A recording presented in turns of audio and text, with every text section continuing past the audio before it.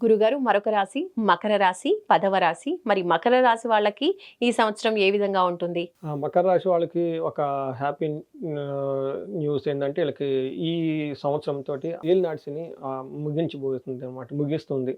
అంటే ఈళ్ళకి 7.5 సంవత్సరాల నుంచి ఇబ్బందులు పడి, అన్ని విషయాలు తెలుసుకొని, జీవితం యొక్క లోటుపాట్లని అన్నీ అనుభవించి, ఈళ్ళలో ఒక పరిపక్వత వచ్చేసి ఈళ్ళు ఒక మహర్షుల్లాగా తయారైపోతారు. ఈళ్ళ ఆలోచన ధోరణి కానివ్వండి, వ్యవహార శైలి గాని. అయితే ఈ మకర రాశికి ఇప్పటిదాకా నేర్చుకున్న పాఠాలని ఈళ్ళు ఒక చెక్ లిస్ట్ లాగా పెట్టుకొని, ఆ మిస్టేకులు తిరిగి మళ్ళా చేయకుండా జాగ్రత్తగా ఉంటే సరిపోతుంది. మకర రాశి వాళ్ళకి చాలా బావుంటుంది. ఇందులో ఉత్తరాషాఢ 2, 3, 4 పాదాలు, శ్రవణం 1, 2, 3, 4 పాదాలు, ధనిష్ట 1, 2 పాదాలంతా మనకి మకర రాశి కింద వస్తారు. పేరు బలం గనక మనం చూసుకుంటే వీళ్ళకి జో, జా, జీ, జూ, జే, జో, ఖా, గా, గి ఉన్న పేర్లంతా కూడా మనకి జ్యోతి, గాయత్రి, గీత చాలామంది ఎక్కువ పేర్లు ఇందులో మకర రాశి వాళ్ళు ఉంటాయి. వీళ్ళకి ఆదాయం 14, వ్యయం 2, రాజ్యపూజ్యం 4, అవమానం 3. ఈ ప్రకారం చూసుకుంటే వీళ్ళకి ఆదాయం చాలా చక్కగా ఉంది. ఖర్చులు చాలా తక్కువ ఉంటాయి. రాజ్యపూజ్యం ప్రతి చోట వీళ్ళకి బాగా వీళ్ళని అప్రిషియేట్ చేస్తూ ఉంటారు వీళ్ళ యొక్క ఎఫర్ట్స్ని.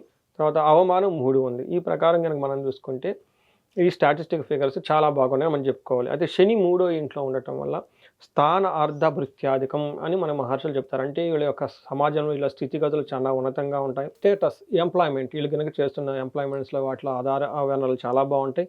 వృత్తి అంటే సర్వెంట్స్ వీళ్ళ కింద చాలా ఎక్కువ మంది ఉండేసి ఎక్కువ మంది కమాండ్ చేసే అవకాశం ఎక్కువగా ఉంటుంది.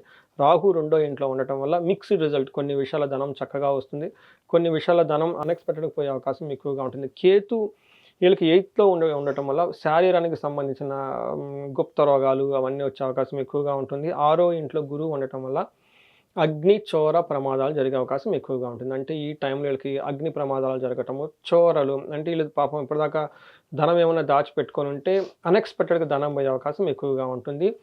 తర్వాత రిలేషన్షిప్స్ విషయాల్లో చాలా జాగ్రత్తగా ఉండాలి. 3 ముఖ్యమైన విషయాలు. 1 అగ్ని ప్రమాదాలు, 2 చోర భయం, 3 అనెతికల్‌గా బిహేవియర్, వేరే వాళ్ళతో రిలేషన్షిప్ మెయింటైన్ చేసుకొని ఆ రిలేషన్షిప్‌లో ఇబ్బంది పడే అవకాశం ఎక్కువగా ఉంటుంది. సమాజంలో గౌరవం పోయే అవకాశం ఎక్కువగా ఉంటుంది.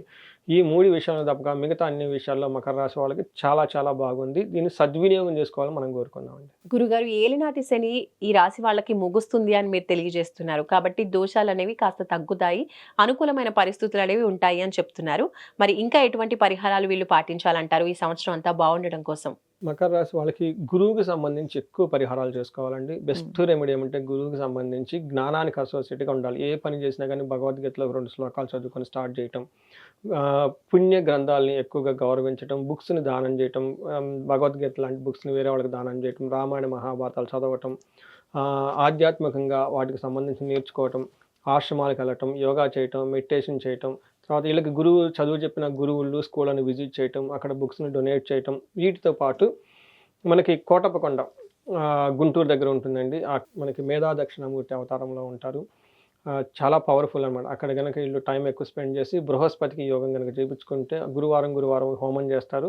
గురువు పెట్టే ఈ బాధల నుంచి బయటపడే అవకాశం ఎక్కువగా ఉంటుంది. 8th హౌస్‌లో కేతు ఉండటం వల్ల కేతుకి సంబంధించిన బట్టలు గనుక దానం చేస్తున్న కలర్స్, మిక్స్డ్ కలర్స్ బట్టలను దానం చేస్తూ ఉన్నా, అంతేకాకుండా కేతుకి సంబంధించి వీళ్ళకి సంకష్టహర చతుర్థి ఆ రోజుల్లో మనకి గణపతిని రెగ్యులర్‌గా పూజ చేస్తూ ఉన్నా, గరికతో గణపతి పూజ చేస్తున్న గణపతి అథర్వ శీర్షం అని ఉంటుందండి. ఇది వేద మంత్రం.